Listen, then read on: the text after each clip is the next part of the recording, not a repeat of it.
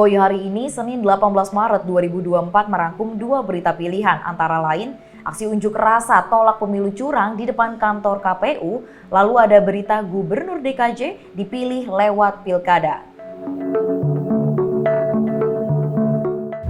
2 hari jelang penetapan hasil pemilu 2024 oleh KPU, puluhan warga yang menamakan dirinya Koalisi Penyelamat Demokrasi gelar aksi unjuk rasa di depan kantor KPU Menteng, Jakarta Pusat pada Senin 18 Maret 2024. Aksi unjuk rasa ini dipimpin langsung oleh mantan Komjen Kopassus Maijen Purnawirawan Sunarko menuntut agar tidak adanya kecurangan di KPU pada pemilu 2024.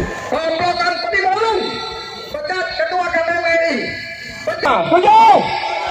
Tunggu saatnya. Selanjutnya saya serahkan kepada Dr. Legisan. Silakan. Baik, selanjutnya Bapak-Bapak Ibu-Ibu. Di atas mokom ada Bapak Haji Mursalin. Semua ada di mobil komando. Iya, semua. Aksi Long March dan aksi unjuk rasa digelar oleh puluhan warga yang menamakan diri Koalisi Penyelamat Demokrasi di depan kantor KPU Jakarta Pusat pada Senin siang. Dengan membawa poster yang bertuliskan tolak kecurangan pemilu 2024, massa menuntut agar memecat Ketua KPU, Ketua Bawaslu, dan Ketua MK karena diduga telah melanggar pemilu 2024. Menurut koordinator aksi sekaligus mantan Danjen Kopassus Sunarko, meminta agar KPU tidak hanya menjadi operator saja dalam pemilu 2024. Kepada KPU agar menghentikan penghitungan suara curang. Apalagi yang diumumkan adalah hasil Untuk itu mereka harus mau diaudit forensik servernya. Karena kita sudah tahu kecurangan dari Sabang sampai Merauke sudah terbuka. Buntutnya kita minta itu diadili. Penjahat demokrasi, pengkhianat rakyat. Kita ingin mengingatkan. Itu yang terpampang itu penjahat demokrasi, pengkhianat rakyat. Lalu Kalian semua siapa yang bisa dan mengaudit? para rekan semuanya. Kami punya tim IT. Bayar dengan uang kami. Cukup banyak. Indonesia. Betul. Kenapa Betul. Jokowi mundur? Betul. Kenapa bisa begini? Sutradara kecurangan ini adalah Jokowi. Kalian bekerja. KPU itu hanya operator. Betul. Hari ini berapa masa operator? Hari ini berapa orang? Kau hitung sendiri aja. Oh sorry, kau bisa lihat di berapa data.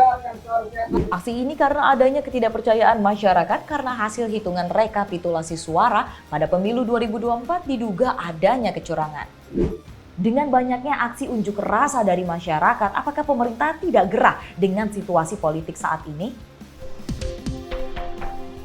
Selanjutnya, Badan Legislasi DPR RI menyepakati usulan pemerintah terkait pemilihan gubernur dan wakil gubernur daerah khusus Jakarta tetap melalui pemilihan kepala daerah atau pilkada. Hal itu diputuskan dalam rapat panitia kerja rancangan Undang-Undang Daerah Khusus Jakarta di Kompleks Parlemen Senayan, Jakarta, Senin 18 Maret 2024. Balek DPR dan pemerintah yang diwakili Kemendagri, Kemenkeu, Bappenas menyepakati pemilihan gubernur daerah khusus Jakarta dalam RUU DKJ dilakukan secara langsung melalui pilkada. Pilkada DKJ disepakati dilakukan dengan satu putaran. Adapun ketentuan itu termuat dalam pasal 10 ayat 2, sementara dalam daftar inventarisasi masalah pemerintah berada di nomor 74, pemerintah mengusulkan perubahan pasal tersebut. Sementara Sekjen Kemendagri Suhajar Diantoro mengatakan usulan pemilihan gubernur DKJ satu putaran merujuk pada Undang-Undang Pilkada dan pelaksanaannya di daerah khusus lain. Ada usulan pemerintah, walaupun kita usulan resmi kelembagaan kita kemarin itu adalah ada penunjukan ya, tapi sekarang pemerintah mengusulkan dengan satu konsekuensi yang berbeda dengan Undang-Undang DKI sekarang. Kalau ini kita setujui.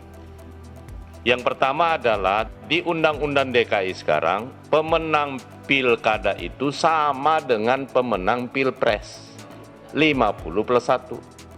Sekarang di usulan pemerintah tidak menyebut 50+1. Itu artinya sama dengan pilkada-pilkada yang lain. Suara terbanyak. Artinya juga ini tentu sudah mempertimbangkan menyangkut soal pembelahan aspek sosiologisnya, pembiayaannya. Karena kalau sampai 2 putaran, seperti yang terjadi tahun 2017, kan 2 putaran Bu ya. Nah sekarang konsekuensinya siapa yang pemenang langsung selesai. Begitu pemerintah ya. Silakan dijelaskan Pak. Baik, jadi mengikuti aturan pemilihan kepala daerah yang ada selama ini, yaitu Undang-Undang Pilkada yang telah kita buat bersama, begitu pula dengan daerah-daerah khusus lainnya. Jadi daerah khusus di Provinsi Aceh, daerah khusus di provinsi di Papua, sama dengan berlakunya pemilihan kepala daerah. Jadi